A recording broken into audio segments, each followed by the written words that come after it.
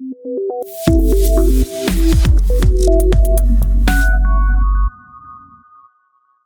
in this particular subtask of the rock paper scissors project, we're going to be determining who actually won the match. Previously we determined who won each round, but here we're going to decide who won the overall match. So the only change from the previous subtask this has is that we're just going to compare the user score and the computer score. That is, if computer score is greater, computer won, and if user score is greater, user has won. Else if user score and computer score is equal, then it's a tie. So we will be simply updating only the compute scores function. That is, we won't be changing any of the previous functions. So let me just scroll down to the compare scores function. So over here in the compare scores function, we're going to return string as an output.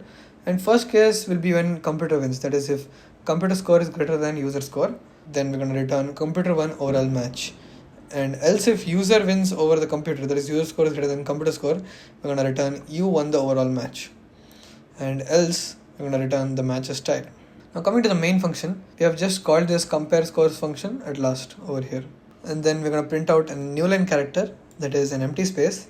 And then we're going to print out the final result. Let's just run this code once. For the round 1, so for round 1 let me give rock, let me give paper, and finally let me give scissors. So you can see it's a tie for the third round. So you can see I won the overall match because I won one round and both the other rounds were ties. Let's just submit this code once. So you can see we passed all 3 test cases. Let's move on to the next subtask.